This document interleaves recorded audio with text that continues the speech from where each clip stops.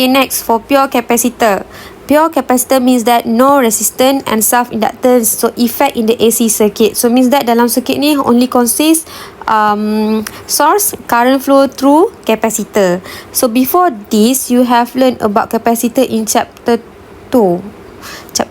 So you ingat lagi tak graph capacitor versus time versus T, and satu lagi graph voltage versus T.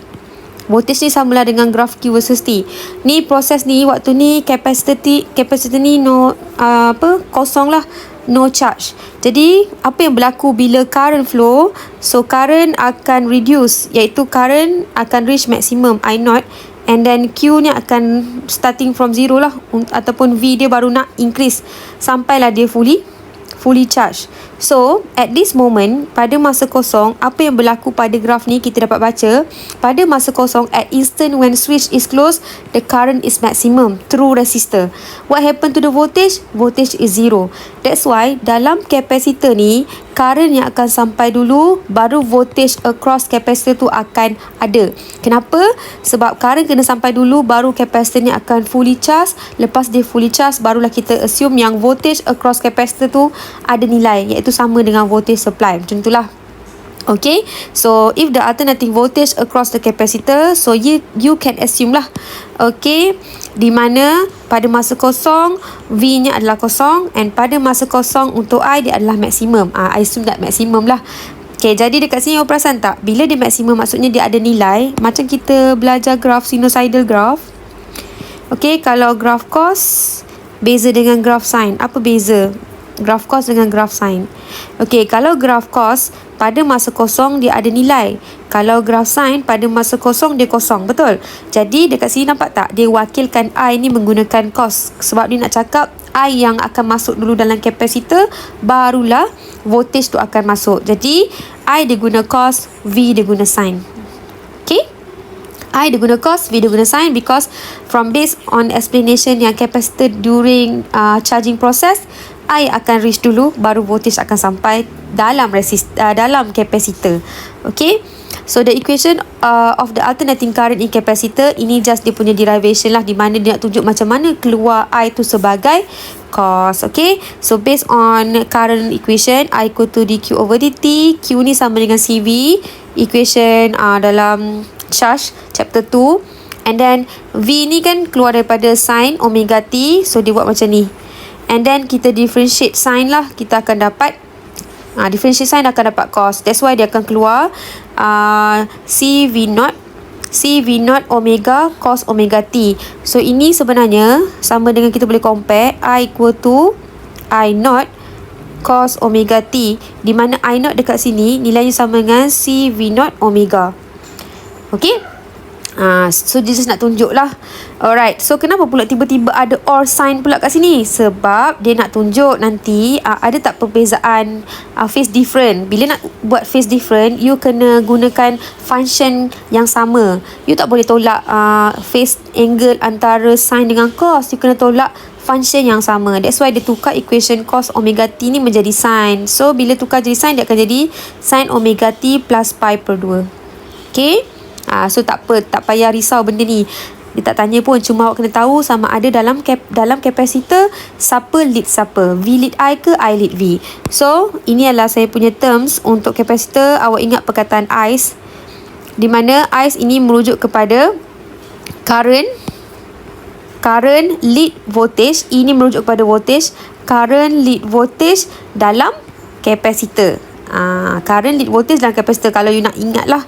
Okay, so nak explain dia macam ni lah. Sebabkan I ni menggunakan cos, and then V menggunakan sin, so phasor diagram dia come out as this lah. Okay, so macam saya cakap tadi ni kapasitor kan, kapasitor C kan, merujuk kepada cacing. So lukis current dulu. Current tu merujuk kepada apa? Tanah kan. Okay, current tanah. Okay, cacing bawah tanah.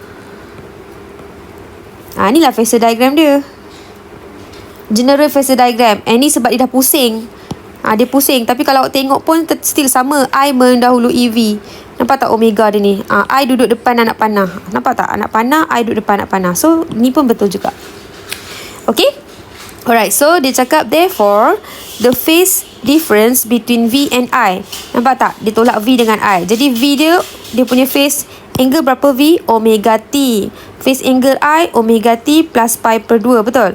So, omega T minus omega T plus pi per 2, you akan dapat negatif pi per 2. Negatif tadi, waktu kita tengok dekat depan yang phasor diagram tu, negatif bermaksud dia lagging kan? Lagging. Maksudnya, V, kan V tolak I kan? Sebab term je, V tolak I. Bila V kena tolak dengan I, yang ni term je, V tolak I, jadi V dapat negatif kan? V lags I. Maksudnya V lag I ni sama maksud dengan I lead V. Kalau you tanya saya akan guna perkataan lead lagi senang. Okay? So, saya akan guna this one lah. I lead voltage. Okay? Sebab VC lag I ni maksudnya dia tolak V tolak I. Bila V tolak I, dapat phase difference dia negatif. Bermaksud V ni ketinggalan daripada I.